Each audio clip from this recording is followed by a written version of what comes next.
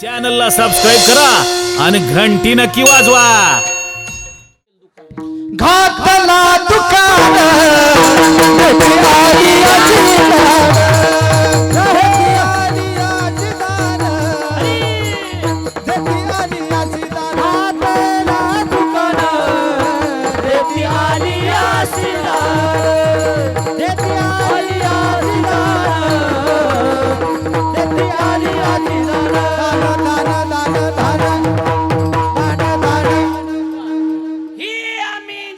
आम्ही किरकोळ येतून होलसेल दुकानदार तिथं दुकान टाकलेले। घातला दुकान देती आली अशी दान, संत उदार उदाहरण भरले अनंत भांडार। लक्षात का बोलू? मोठमोठे साधू आहेत त्यांनी आपण मग जशी जशी अवकात असेल तशी तशी, बरोबर आहे का नाही महाराज? मग जसं जसं जमल तसं तसं हमालकी करायची दुकानात, बरोबर आहे का नाही? आता जवळजवळ मी 7-8 वर्ष हमाली आळंदीला केली।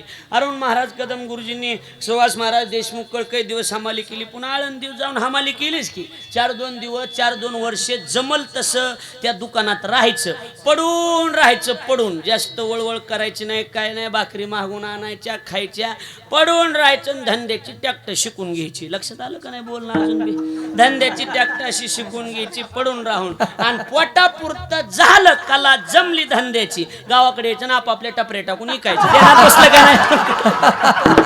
हा मग आता जसं गिराईक असेल तशी टपरी ही ध्यानात ठेवायचं। लक्षात आलं का नाही? महाराज महाराष्ट्रात कलाकाराचे पैसे जर वाढविले असतील तर सुरेगावकरांनी अरुण महाराजांनी वाढवले, ते लक्षात ठेवा। हे काही तोंडावर आहे म्हणून नाही, मागं बी आपण चर्चा करा।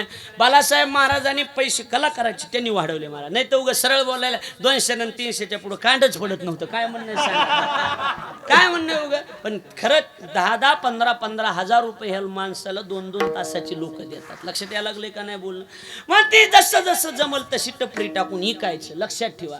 पण तिथं आपण हमाली केली, कुणी बी असू द्या, की हमाली करीत असताना हो गुरुजी आम्हाला जायचंय, दुकानदार आम्हाला जायचंय म्हणलं की त्या होलसेल विक्रेत्याने आम्हाला एकच सांगितले, काय हो दुकानदार गावाकडे का? म्हणले हो गावाकडे जाऊन टपरी टाकायची। ठीक आहे ठीक आहे ठीक आहे, पण ध्यानात धरा कंगालाला माल द्यायचा नाही।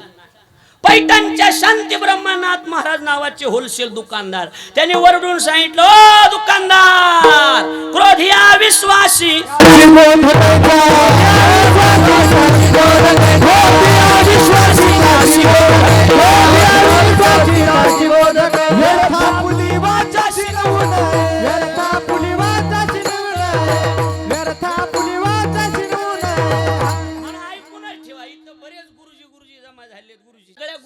ऐकून ठेवा, क्रोधी अविश्वासी त्याशी बोध कैसा। महाराज म्हणतात की क्रोधी असेल, आपल्या बोलण्यावर त्याचा विश्वास नसेल आणि आपली माग कुचाकुची करीत असेल तर असल्या नालायकाला ज्ञान कधीच द्यायचं नाही। लक्षात आलं का नाही बोलणं?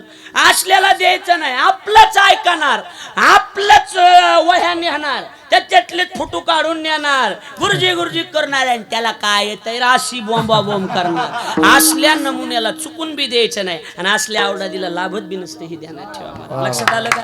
अजिबात नाही। तुम्ही ज्याच्याकडून बी 2 बोल 4 बोल शिकलात त्याच्यावर श्रद्धा ठेवणं अत्यंत गरजेचं आहे। तुमची श्रद्धा म्हणून नीट ऐका, बऱ्याचदा घासून काही हाताला लागत नाही, श्रद्धेनं आपोआप मिळत असते। लक्षात आलं का नाही? सेवेनं श्रद्धेनं मिळत असतंय। पण ही सगळी विद्यार्थी आपल्या गुरुकुलातली विद्यार्थ्यांना एकच सांगणे की आपल्या गुरुजीवर आपली मनातून श्रद्धा असावी। तिकडे कोण जहागीरदाराला तरी आम्हाला कदम गुरुजी प्यार आहे, बस जगात दुसरं काही माहित नाही आम्हाला। लक्षात आलं?